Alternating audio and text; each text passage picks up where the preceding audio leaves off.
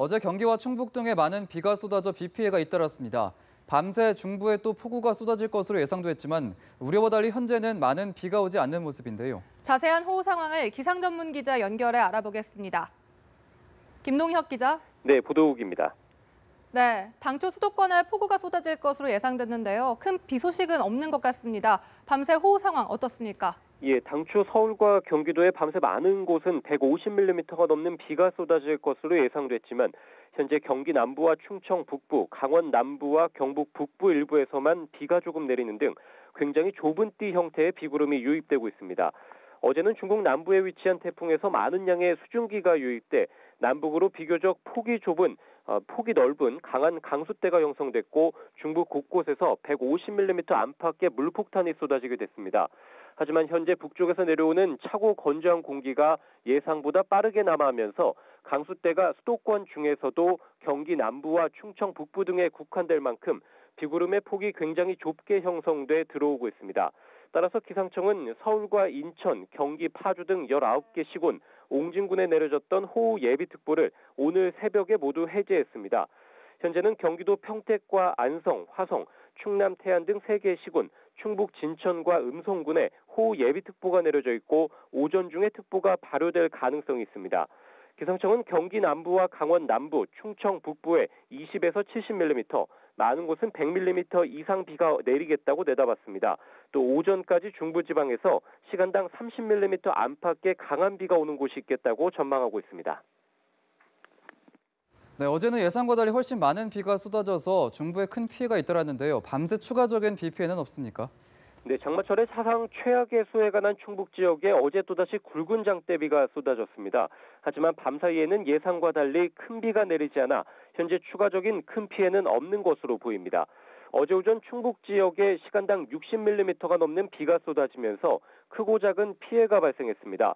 충북 음성군의 일부 도로가 침수됐고 청주시는 비로 불어나 잠긴 무심천 하상도로 전 구간을 통제하고 낮 12시 40분을 기해서 산사태 주의보도 내렸습니다.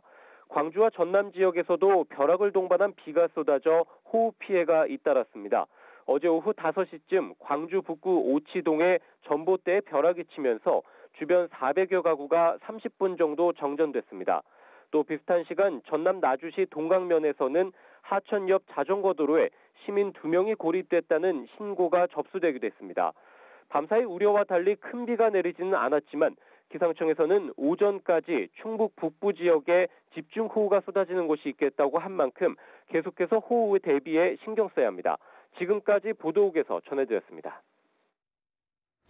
수도권과 충북 지역에 내린 많은 비로 주택 20동이 일시에 침수되고 18명의 이재민이 발생한 것으로 잠정 집계됐습니다. 행정안전부에 따르면 경기 안성과 평택, 충북 음성과 충주 등의 주택이 일시적으로 물에 잠겼으며 충북 음성의 도로 침수로 2명이 고립됐다 구조됐습니다. 청주 무심천 하상도로의 차량 통행이 금지되는가 하면 국립공원 3곳도 출입이 통제됐습니다. 행안부는 오늘 새벽까지 중부지방을 중심으로 강한 비가 예상됨에 따라 약 5천 명이 비상근무에 들어갔다고 밝혔습니다. 문재인 대통령이 북한 대륙간 탄도미사일 ICBM급 발사에 대해 도널드 트럼프 미국 대통령과 전화통화를 할 예정입니다. 청와대 고위 관계자는 두 정상이 조만간 통화를 할 것이라며 문 대통령 휴가 직후가 될 가능성이 높다고 말했습니다. 이어 한미 간 사전에 북한 미사일 발사에 대비한 대응 방안들이 논의되고 합의됐다며 통화에서는 북한에 대한 일관된 입장을 확인하고 고강도 제재 여부와 방안을 논의할 것이라고 말했습니다. 일본 아베 총리와도 조만간 통화가 이뤄질 것이라고 이 관계자는 덧붙였습니다. 도널드 트럼프 미국 대통령이 존 켈리 신임 백악관 비서실장 등 내각을 모두 모아 북한에 계속되는 핵과 미사일 도발과 관련해 북한 문제는 해결될 것이라고 말했습니다. 트럼프 대통령이 이처럼 북한 핵 문제 해결에 자신감을 드러냄에 따라 조만간 강력한 대북 관련 제재 조치가 나올 것이란 전망이 힘을 얻고 있습니다. 한편 정치 전문 매체 폴리티코는 트럼프 대통령이 이번 주 중 중국에 대한 강력한 금융 무역 제재를 발표할 수 있다고 보도했습니다. 류제이 유엔 주재 중국 대사는 북한의 핵무기와 탄도미사일 개발을 중단시키기 위한 대화 재개와 긴장 완화는 중국이 아니라 기본적으로 미국과 북한에 달려 있다고 말했습니다. 로이터 통신은 류 대사가 유엔 안전보장이사회의 8월 의장국 일정을 마무리하는 회견에서 이같이 밝혔다고 보도했습니다. 류 대사는 중국이 많은 능력을 갖고 있더라도 중국의 노력은 실질적인 결과물을 얻어낼 수 없다며 이 문제는 미국과 북한 두 주요 당사자에게 달려있다고 밝혔습니다.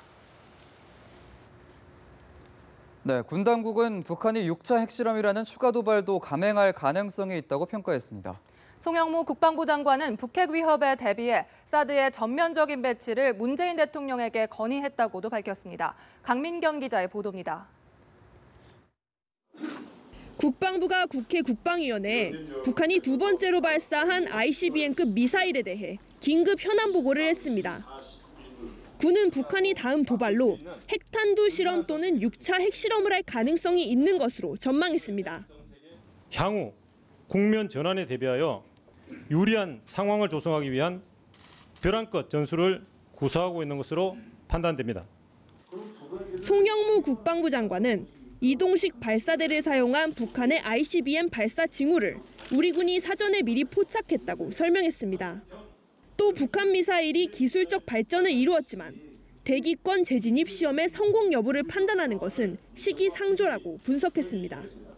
ICBM이 완성됐다 하더라도 그 제일 마지막 부분에 핵을 탑재해갖고 정확히 할 것인가, 그건 아직도 완성됐다 안 됐다 판단하기 어렵습니다.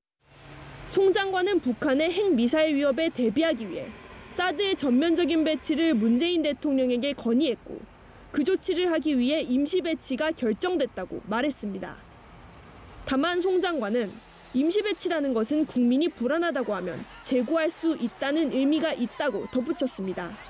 한편 국회 정보위원회 긴급 간담회에 출석한 국정원은 화성 14형이 대기권 재진입에 성공했는지 아닌지는 모른다며 북한이 추가로 미사일 발사 실험을 할 가능성이 있다고 밝혔습니다. 연합뉴스TV 강민경입니다.